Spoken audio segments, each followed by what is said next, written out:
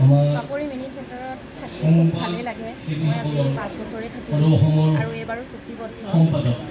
এইবাৰ আমাৰ নাটক হৈছে দেৱজিৎ শৰ্মা ছাৰৰ জ্বালা আৰু তাৰিণী ডেকাৰ কপিলা ঘোঁৰা।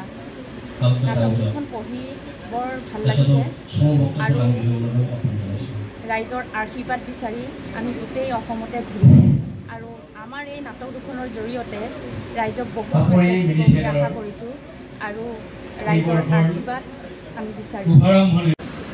বিশেষ এখন আৱামী কেৱল কষ্ট কৰি এই নাট্যদলটো জীয়াই ৰাখিছে।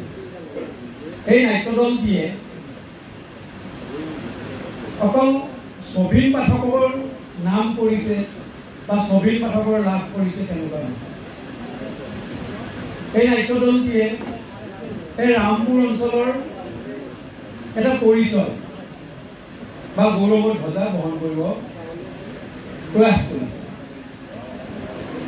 সমান্তৰালকৈ শিল্পী কলাকুশলীসকলক এখন সুন্দৰ মঞ্চ দিয়াৰ কাৰণে প্ৰচেষ্টা চলাই আহিছে।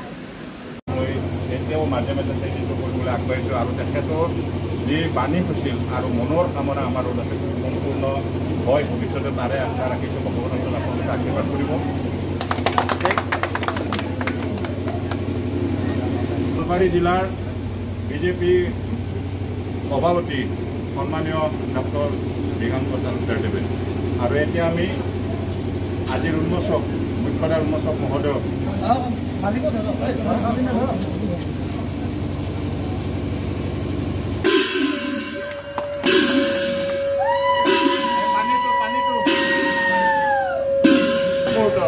তেখেতক এখনে ফুলাম গামোচাৰে সম্বৰ্ধনা জনাব।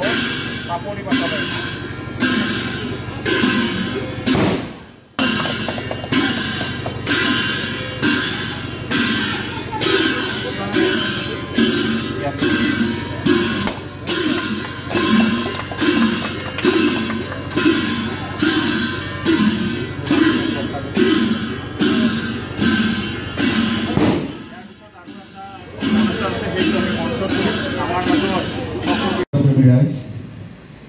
আজি সঁচাকৈ এটি ভাল লগা দিন। আমাৰ যাত্ৰাদলৰ ভিতৰত এই বৰ্ষৰ প্ৰথম পাপৰি মিনি থিয়েটাৰে আজি তেখেতসকলে নাট্যাৰম্ভ কৰিলে আৰু আজি উপস্থিত থাকি আমি নথৈ আনন্দিত হৈছোঁ। সঁচাকৈ ভাল লাগিছে। পাপৰি মিনি থিয়েটাৰে এইবাৰ 22তম বৰ্ষত ভৰি দিলে আৰু 22তম বৰ্ষত ভৰি দিয়াটো এই সময়ত সঁচাকৈ বৰ জটিল। যদিও পাঠকে কৈছে যে যাত্ৰাদল নমৰে,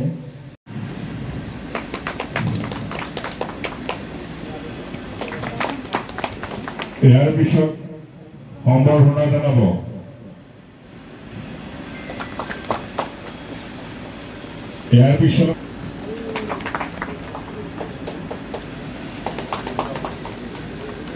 সম্বৰ্ধনা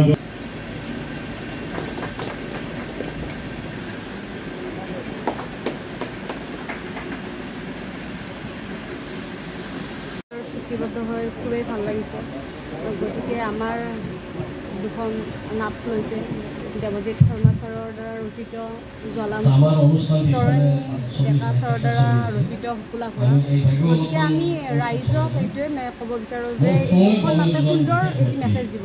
গতিকে ৰাইজৰ আশীৰ্বাদ তথা সহায় সহযোগিতা আমি পাপৰি মিনি থিয়েটাৰৰ আৰ্টিষ্টে আশীৰ্বাদ কৰক, সেইটোৱে কামনা কৰিছোঁ। আৰু গ্লেমাৰটো বেলেগ কথা, ডেকৰেশ্যন আমি মিনি থিয়েটাৰত যিমানখিনি পাৰোঁ ডেকৰেশ্যনৰ আজিকালি আপোনালোকে আমাৰ ওচৰে পাজৰে কিছু পাৰ্টি আছে, মই কাৰো নাম নকওঁ, কিছু পাৰ্টিয়ে তেনেকুৱা ডেকৰেশ্যন কৰিবলৈ আজিকালি অলপ সক্ষম হৈছে। ৰাইজে ডেকৰেশ্যন বিচৰা হৈছে এতিয়া। মাৰ লাইটিং ভাল নহয় বা ছেটিংছ ঠিক নহয় এনেকুৱা ধৰণৰ মন্তব্যবিলাক দিয়ে। কিন্তু যেতিয়া এইবিলাক জাক জমক থাকে বা থিয়েটাৰ হেন কৰিছে এই যেতিয়া কমিটিৰ মন্দিৰত থিয়েটাৰ হেন কৰিছে 8 পইচা দিব লাগিব দেই। মানে নাটকীয় মানদণ্ড লাগিব। নাটকীয় মানদণ্ড নহোৱাকৈ মই জাক জমকতা কৰিব পৰা নাই, কিন্তু নাটকীয় মানদণ্ডৰ লগতে সেই কথাখিনিৰ প্ৰতিও আমি গুৰুত্ব দিব লাগিব। এতিয়া যিয়ে অভিনয় কৰে সি অভিনেত্ৰী, কিন্তু এজন শিল্পী হোৱাটো চবৰে কাৰণে সহজ নহয়। শিল্পী সাধনা লাগিব, শিল্পীৰ ভগৱান পবিত্ৰ গুণ।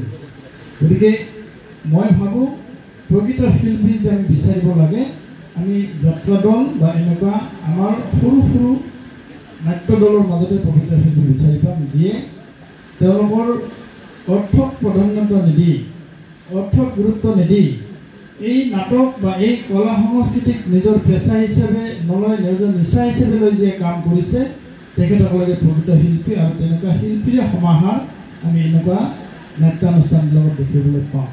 গতিকে মই প্ৰতিগৰাকী শিল্পীক মোৰ তৰফৰ পৰা কৃতজ্ঞতা জনাইছোঁ, তেখেতসকলৰ উজ্জ্বল ভৱিষ্যত কামনা কৰিছোঁ, পাপৰি মিনি থিয়েটাৰৰ উজ্জ্বল ভৱিষ্যত কামনা কৰিছোঁ।